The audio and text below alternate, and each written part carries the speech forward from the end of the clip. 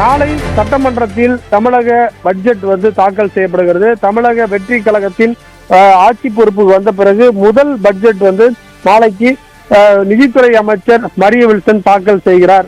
இந்த நிலையில பட்ஜெட்ல குறிப்பாக எப்போதுமே எதிர்கட்சிகளுடைய பங்களிப்பு ரொம்ப முக்கியமாக இருக்கும். கடந்த காலங்களில் அனைத்து சட்டமன்ற உறுப்பினர்களும் அமரும் பட்ஜெட்டில் தான் அது முழுமையான பட்ஜெட்டாக அது ஒரு சட்டமன்ற மரபுகளாக இருக்கிறது. எனவே எதிர்கட்சி தலைவர் இன்று இரவு திருச்சியில கடைசி பிளைட் பிடிச்சி அவர் சென்னை வந்துருவார்னு சொல்லப்படுகிறது. அதற்கு பிறகு அவர் நாளை காலை சட்டமன்றத்தில் பங்கேற்பார் எனவும் சொல்லப்படுகிறது. குறிப்பாக திமுக பிரதான எதிர்கட்சி, சட்டமன்றத்தில் எதிர்கட்சி தலைவராக ஸ்டாலின் இருக்கிறார். இந்த நிலையில் உதயநிதி ஸ்டாலினை பொறுத்தவரை உதயநிதி ஸ்டாலின் எதிர்கட்சி தலைவர் என்ற முறையில் அவர் முக்கியமான கருத்துக்களையும் அவர் இந்த பட்ஜெட்டுடைய எப்படி அந்த பட்ஜெட் இருக்கிறது என்பதை அவர் பேச வேண்டும். எனவே அதற்காக திமுக எம்எல்ஏக்கள் தயாராகி வருகிறார்கள். 59 எம்எல்ஏக்களும் ஒரு சில எம்எல்ஏக்கள் இன்றே சட்டமன்ற உறுப்பினருடைய அந்த விடுதிக்கு வந்து விட்டார்கள். எனவே நாளைக்கு ஒரு மிகவும் எதிர்பார்க்கப்பட்ட பட்ஜெட் காரசாரமான விவாதங்கள் இருக்கும் என்று சொல்லப்படுகிறது.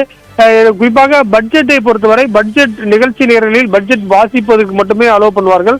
மற்றபடி எதிர்கட்சிகள் பேசுவதற்கு எந்த இடத்திலும் அனுமதி தர மாட்டார்கள். எதிர்கட்சிகளை பொறுத்தவரை அவர்கள் பட்ஜெட் மீதான விவாதம் நடைபெறும் பொழுதுதான் தெரியும். நாளை சட்டமன்ற அலுவல் ஆய்வு குழு கூட்டமும் நடைபெற இருக்கிறது. அதில் எதிர்கட்சி தலைவர் என்ற முறையில் பாத்தீங்கன்னா உதயநிதி ஸ்டாலினும் பங்கேற்க வேண்டும். என்று சொன்னால் அவர் அந்த அலுவல் ஆய்வு குழுவிலும் இருக்கிறார். சபாநாயகர் தலைமையில் அந்த அலுவல் ஆய்வு குழு கூடும் போது எத்தனை நாட்கள் சபை நடத்துவது என்பது குறித்து அதில் முடிவெடுக்கப்படும்.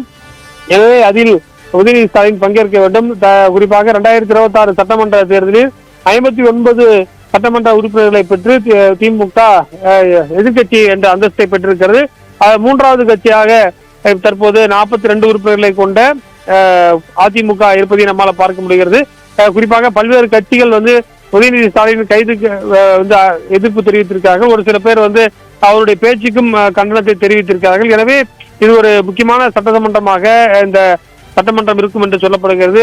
மரிய வில்சன் தாக்கல் செய்யக்கூடிய முதல் பட்ஜெட்டை எதிர்கட்சிகள் எப்படி பார்க்கிறது, அவர் சட்டமன்றத்தில் எவ்வாறு இதற்கு குறிப்பாக நாளை முதலமைச்சரையும் உதயநிதி ஸ்டாலினும் ஒருவர் நேரில் பார்த்துக் கொள்ளும் போது என்ன மாதிரியான உடல் மொழிகளை அவர்கள் வெளிப்படுத்துகிறார்கள், உதயநிதி ஸ்டாலின் உள்ள சட்டமன்றத்துக்கு வரும்போது ஆளுங்கட்சி உறுப்பினர்கள் எவ்வாறு அவரை பார்க்கிறார்கள், அதே போல முதலமைச்சருக்கு எதிராக திமுகவினர் எதுவும் திட்டம் வைத்திருக்கிறார்களா, குறிப்பாக கருப்பு பேட்ச் அணிந்து வருவதற்கு வாய்ப்பு இருக்கிறதா என்று கூட சொல்லப்படுகிறது. ஏனென்று சொன்னால் கருப்பு பேட்ச் உதயநிதி ஸ்டாலின் கைது கண்டித்து அவர்கள் கருப்பு பேட்ச் மற்றும் காவிரி பிரச்சனை உள்ளிட்ட பிரச்சனைகளையும் சட்டமன்றத்தில் எழுப்பதற்கு வாய்ப்பு இருக்கிறது. எனவே ஒரு மிகப்பெரிய ஒரு எதிர்பார்ப்புக்கு மத்தியில் நாளை தமிழக சட்டமன்றம் கூடுகின்றது. மரிய வில்சனின் முதல் பட்ஜெட் எப்படி இருக்கும் என்ற ஒரு எதிர்பார்ப்பு இருக்கின்றது. பட்ஜெட் ஆவண தயாரிப்பு புத்தகம் ரெடியாகி இருக்கிறது. நம்ம சற்று முன்பு கூட தலைமைச் செயலகத்தில் பார்க்கும்போது நிதித்துறை செயலாளர் சித்திக் IAS, அதன் தொடர்ச்சியாக ரிஷப் IAS, பினான்ஸுடைய IAS அதிகாரிகள் எல்லாம் முக்கியமான ஆலோசனை கூட்டம் முடிந்து அந்த இறுதி புத்தகம் தற்போது தயாராகி ஒரு பாதுகாப்பான இடத்தில் இருப்பதையும் நம்மால பார்க்க முடிகிறது. எனவே நாளை இந்த பட்ஜெட் கூட்டத்தொடருடைய முதல் நாள். அதே போல நிதித்துறை செயலாளர் சித்திக் IAS உடைய செய்தியாளர் சந்திப்பும் நாளை 12 மணி அளவில் இருக்கின்றது. எனவே ஒரு பக்கம் தமிழக சட்டமன்றம் பட்ஜெட் கூட்டத்தொடருக்கு தயாராகி வருகிறது. ஒரு புறம் எதிர்கட்சி தலைவர் தற்போது தான் அவர் சென்று கொண்டிருக்கார். இரவு 7 மணி ஆகிவிடும் என்று சொல்லப்படுகிறது. அவர் அங்க ஸ்டேஷன்ல போய் ஒரு ஃபார்மாலிட்டிஸ்க்காக ஒரு 1/2 hour இருக்க வேண்டியது இருக்கும் என்று சொல்லப்படுகிறது. அந்த வேன்ல கூட நீங்க பார்த்திருக்கலாம், சரவணன் அண்ணாதுரை மூத்த வழக்கறிஞர்கள், அதே போன்ற பரந்தாமன் போன்றவர்களும் அந்த வழக்கறிஞர்கள்லாம் அதில் செல்கிறார்கள். எனவே இந்த சந்திப்பு குறிப்பாக இந்த ஒரு ஆலோசனை நிறைவு பெற்ற பிறகு அந்த ஒரு சட்ட ரீதியான அந்த அந்த கையெழுத்துக்கள்லாம் பெறக்கூடிய அந்த ஒரு ஃபார்மாலிட்டிஸ் எல்லாம் முடிச்சுட்டு அவர் திருச்சியிலிருந்து இரவு கடைசி பிளைட்டை பிடிச்சிட்டு வந்துருவாருன்னு எதிர்பார்க்கப்படுகிறது. இதுல நம்ம உன்னிப்பா கவனிக்க வேண்டியது பாத்தீங்கன்னா, வழக்கமாக தமிழக பட்ஜெட் ஒரு 60 வருஷமா பார்க்கும்போது இந்த சட்டப்பேரவை சபாநாயகருடைய ஆளுகைக்கு உட்பட்டது. சட்டப்பேரவை சபாநாயகருக்கு எதை அலோவ் பண்றாரோ அதை மட்டும் தான் பேச முடியும். பட்ஜெட்ல எந்த விவாதமும் செய்யக்கூடாதுன்றது சட்டப்பேரவையுடைய மரபு. எனவே இது நாளைக்கு முழுக்க மரிய வில்சனுக்கான நாள். அவர் வாசிக்கணும். அவர் மட்டும்தான் அதை அவருடைய வேற எந்த நிகழ்ச்சி கொஸ்டினா வரும், வேற ஏதோ டிபேட்டோ காவிரி பிரச்சனையோ எந்த பிரச்சனையுமே எழுப்பக்கூடாது என்பதுதான் சட்டப்பேரவையோட விதிகள் சொல்கிறது. எனவே நாளைக்கு எந்த இதுவும் யாரும் எழுப்ப முடியாது. ஆனால் மற்றொரு வாய்ப்பு இருக்கின்றது எதிர்கட்சிகளுக்கு பொறுத்தவரை. நாளை மறுநாள் பாத்தீங்கன்னா அக்ரி பட்ஜெட், வேளாண் துறை பட்ஜெட்டை வினோத்குமார் இளம் அமைச்சர் தாக்கல் செய்கிறார். அதற்கு பிறகு சட்டமன்ற கூட்டத்தொடர் பட்ஜெட் மீதான விவாதம் நடைபெறும்.